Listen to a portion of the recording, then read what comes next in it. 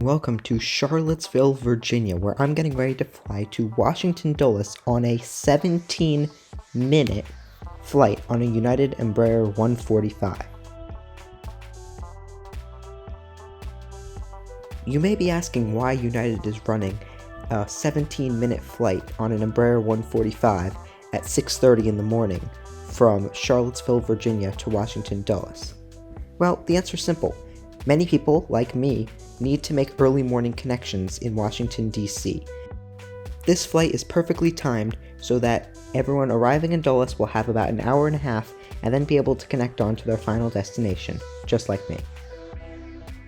Charlottesville Airport is definitely nothing out of the ordinary for a small regional airport. It has 5 gates, 1 jet bridge, and really not much to talk about. There's a little shop that sells waters, candies, and everything you might need for the length of flights going out of here, which aren't any longer than an hour for the most part. For me, the highlight of this airport was being able to board via stairs, or well, in this case a ramp, to our Embraer 145 aircraft waiting to take us the 17-minute hop to Washington, D.C.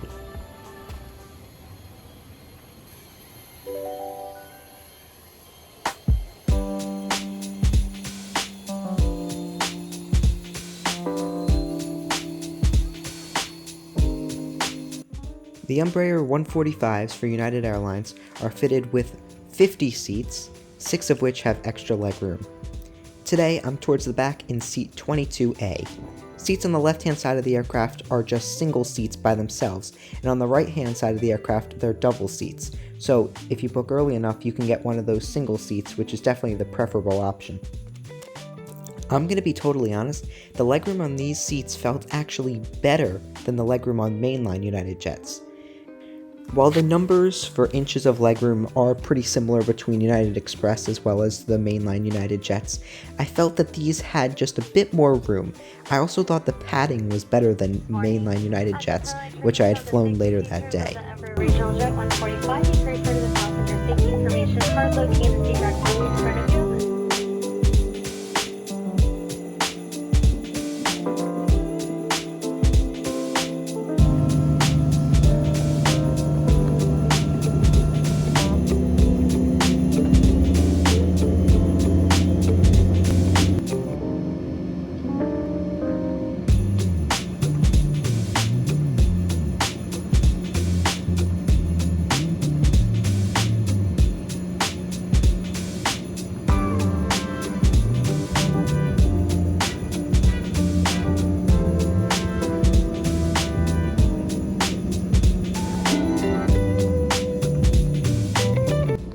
Now, please enjoy our takeoff from Charlottesville Albemarle Airport, runway 21.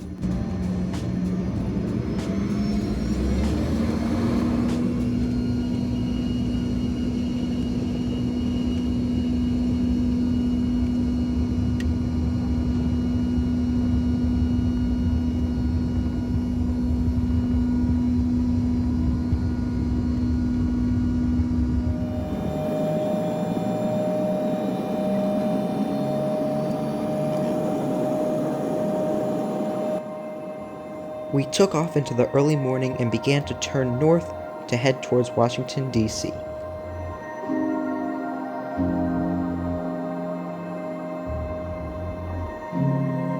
Now I'm confused, because I don't know if this counts as the departure or the arrival, because we're only about 15 minutes out, but we're still starting our takeoff climb. Yeah, this is weird. Regardless of what's happening right now, I would like to let you know that we're flying over the beautiful Blue Ridge Mountains. So, relax and enjoy some stunning views out our window on this early morning in October.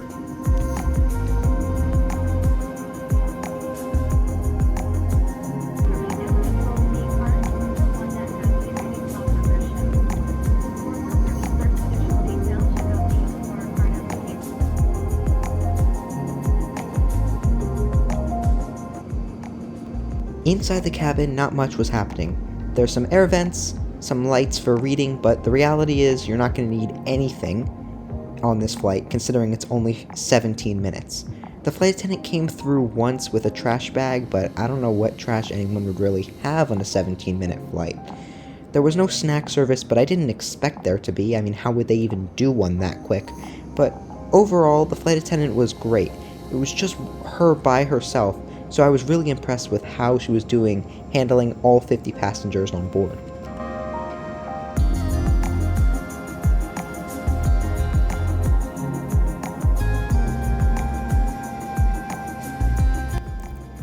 I told you this flight was quick.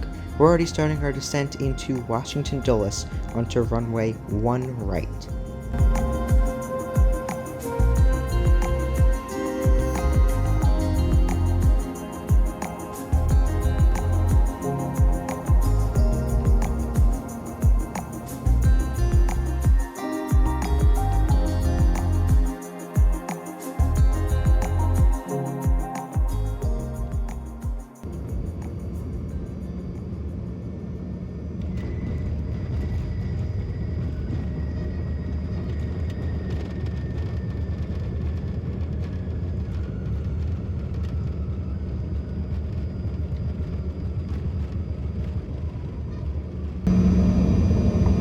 The first to welcome you to Washington Dulles. The local time here is 7:26.